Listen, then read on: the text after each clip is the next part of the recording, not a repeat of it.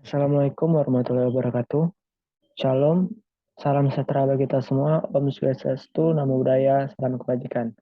Perkenalkan, nama saya Ronaldo dengan NIM C1 channel 21108 dari kelas R12 Akuntansi, mata kuliah perpajakan 2, Universitas Jambi. Pada kali ini saya akan menjelaskan mengenai materi koreksi fiskal dan rekonsiliasi fiskal. Baik, langsung saja kita memasuki materi yang pertama, pengertian rekonsiliasi fiskal. Rekonsiliasi fiskal adalah salah satu langkah wajib pajak atau WP untuk mencocokkan jika ada hak yang berbeda antara laporan keuangan komersial yang penyusunannya didasarkan atas sistem keuangan akuntansi atau SAK dan laporan keuangan yang penyusunannya didasarkan atas sistem fiskal. Rekonsiliasi fiskal diterapkan pada keseluruhan penyusunan laporan laba rugi yang mencakup pengeluaran atau beban serta pendapatan.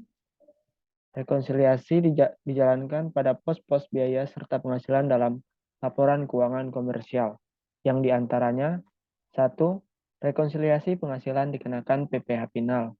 Yang kedua, rekonsiliasi penghasilan bukan objek pajak. Ketiga, wajib pajak mengeluarkan biaya yang tidak menjadi pengurang penghasilan bruto. Yang keempat, wajib pajak menggunakan metode pencatatan yang berbeda dengan ketentuan pajak. Yang kelima atau yang terakhir, wajib pajak mengeluarkan biaya agar mendapat pendapatan yang sudah dikenakan PPh final dan pendapatan dikenakan PPh non final.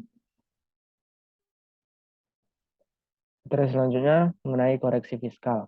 Secara harfiah, koreksi fiskal sendiri merupakan kegiatan dalam pencatatan, pembetulan dan penyesuaian yang harus dilakukan oleh wajib pajak. Sebelum dilakukan koreksi fiskal, seorang wajib pajak diimbau mengetahui kebijakan fiskal yang berlaku. Sedangkan untuk pelaporan fiskal dapat dilakukan melalui Direktur Jenderal Pajak. Koreksi fiskal biasanya muncul karena adanya perbedaan dalam penempatan atau pengakuan penghasilan dan biaya dalam laporan keuangan akuntansi komersial dengan akuntansi pajak. Laporan komersial disusun berdasarkan sistem keuangan akuntansi dengan laporan keuangan secara fiskal. Sebuah laporan keuangan bisa menjadi dasar atau prediksi langkah yang harus dilakukan sebuah perusahaan ke depan seperti apa. Laporan keuangan perusahaan juga bisa menjadi penyebab krusial perjalanan dan reputasi dan kinerja sebuah perusahaan.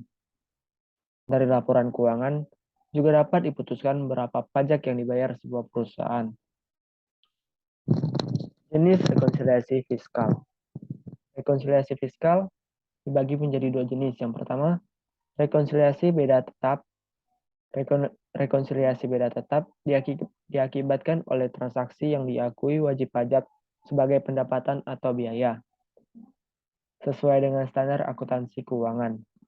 Rekonsiliasi beda tetap membedakan antara laba kena pajak dengan laba akuntansi sebelum pajak yang muncul karena transaksi yang mengacu pada undang-undang perpajakan tidak terhapus dengan sendirinya pada periode lain.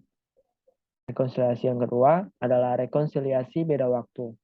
Rekonsiliasi beda waktu disebabkan oleh bedanya waktu antara sistem akuntansi dan sistem perpajakan. Jadi, transaksi yang menurut akuntansi komersial dan pajak sama, tetapi perbedaannya terletak pada waktu alokasi biaya. Tahap melakukan rekonsiliasi fiskal. Yang pertama, jika ingin melakukan rekonsiliasi fiskal, maka langkahnya itu 1. Mengetahui penyesuaian fiskal yang dibutuhkan. 2. Menganalisis elemen penyesuaian agar menentukan pengaruh elemen terhadap laba usaha dikenakan pajak. Yang ketiga, mengoreksi fiskal yakni memantau angka koreksi fiskal berdasar positif dan negatif. Yang keempat, menyusun laporan keuangan sesuai fiskal sebagai lampiran SPT tahunan PPh. Koreksi fiskal positif dan negatif. Yang pertama, koreksi positif. Koreksi fiskal positif adalah koreksi yang menyebabkan pertambahan laba fiskal atau pengurangan rugi fiskal, sehingga laba fiskal lebih besar daripada laba komersial. Dengan kata lain, rugi fiskal lebih kecil daripada rugi komersial. Faktor yang menyebabkan koreksi fiskal menjadi positif ada 11. Yang pertama, beban biaya dalam kepentingan pribadi wajib pajak. Kedua, imbalan atau penggantian terkait dengan pekerjaan atau jasa. Tiga, dana cadangan. Keempat, kelebihan pembayaran kepada pihak yang mempunyai hubungan istimewa terkait dengan pekerjaan yang dilakukan. Yang kelima, pajak penghasilan. Enam, harga yang dihibahkan. Tujuh, pembayaran gaji kepada pemilik. Delapan, sanksi administratif. Sembilan, selisih penyusutan atau amortisasi komersial. 10. Biaya dalam menerima, menagih, dan menjaga penghasilan yang terkena PPh final. Yang ke-11, kesesuaian dengan fiskal positif lainnya yang tidak berasal dari faktor yang sudah disebutkan. Koreksi negatif. Koreksi fiskal negatif adalah koreksi fiskal yang menyebabkan pengurangan laba fiskal atau bertambahnya rugi fiskal, sehingga laba fiskal lebih kecil daripada laba komersial, atau rugi fiskal lebih besar daripada rugi komersial. Faktor yang menyebabkan koreksi fiskal menjadi negatif ada tiga. Yang pertama, selisih komersial di bawah penyusutan fiskal.